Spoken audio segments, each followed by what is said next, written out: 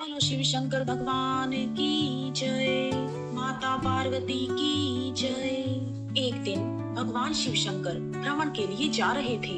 तब माता पार्वती बोली, मैं भी आपके साथ चलूंगी। तब भोलेनाथ ने कहा, देवी आप मेरे साथ मत चलिए, आपको भूख और प्यास लगेगी। तब पार्वती जी ने कहा, नहीं महाराज मैं भी चलूंगी। रास्ते में पार्वती जी को भूख लगने लगी।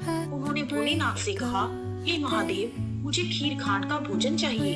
तब शिव शंकर भगवान बोले, मैंने तो आपसे पहले ही कहा था कि आप मत चलिए। तब भगवान शिव शंकर और माता पार्वती वेश बदलकर एक गांव में गए। चलते चलते वह एक साहूकार के घर पहुंच गए। तब साहूकारनी बोली, महाराज आपको क्या चाहिए?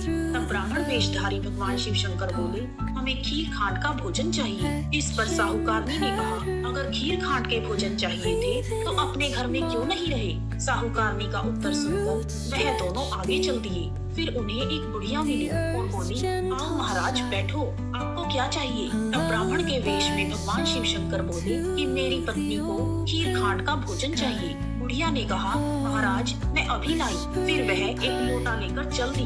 तब ब्राह्मण ने कहा, बुढ़िया माँ कहाँ जा रही हो? वह बोली, मैं दूध चावल और खांड लेने जा रही हूँ। तब ब्राह्मण ने कहा, बुढ़िया माँ अपने घर में देख, दूध के टोकने भरे हुए हैं, चावल की परात भरी है और खांड की बोरी भी है। फिर बुढ़िया घर के अंदर गई और उसने देखा कि दूध चावल और खांड सब कुछ है। फिर उसने खुशी खुशी खीर बनाई और भगवान शिव शंकर और माता पार्वती को जिमा दिया। उनके खाने के बाद बुढ़िया ने कहा, मैं इस बची हुई खीर का क्या करूँ? मेरा तो कोई भी नहीं है। तब ब्राह्मण बोले, बुढ़िया माँ आंखें बंद करो। बुढ़िया ने आंखें बंद कर ली। फिर उन्होंने कहा, अब आंखें खोल लो। बुढ़िया ने आंख खोल कर देखा तो उसका पूरा परिवार हो गया। अब बुढ़िया बोली, महाराज मैं इन्हें कहाँ रखूं? तब ब्राह्मण वेशधारी भगवान ने झोपड़ी को लात मारी और वह झोपड़ी महल बन गई। यह देखकर बुढ़िया बहुत खुश हुई और वह खीर के कटोरे भर भर के बांटने लगी। जब वह खीर देने साहूकारनी के घर गई तो साहूकारनी बोली, तेरे घर में खीर कहाँ से आई?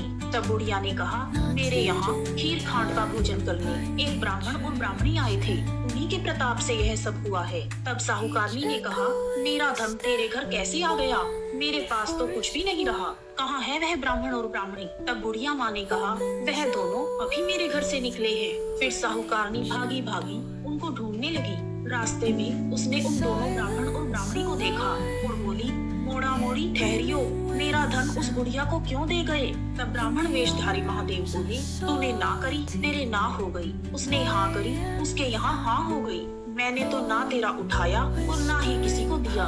फिर साहूकारनी ने ब्राह्मण और ब्राह्मणी के पैर पकड़ लिए और बोली, महाराज मेरी गलती माफ करो, मुझे कुछ तो दे दो। साहूकारनी के इतना कहते ही ब्राह्मण और ब्राह्मणी बने हुए भगवान और माता पार्वती अपने असली वेश में आ गए और बोले, तेरे घीलड़ी में घी रहेगा, तेलड़ी में तेल रहेगा, काम तेरा रुके ना और धन तेरा जुड़े ना। इतना कहकर भगवान भोलेनाथ और माता पार्वती अंतर्ध्यान हो गए। हे शिव शंकर भगवान और माता पार्वती, जैसे आपने बुढ़िया माँ पर कृपा की वैसे ही सब पर कृपा करना। कहानी सुनने वाले, ओंकारा भरने वाले और सुनाने वाले सब पर अपनी कृपा बनाए रखना। कहानी अधूरी हो तो पूरी करना, पूरी हो तो मान करना। बोलो शिव शंकर भगवान की जय।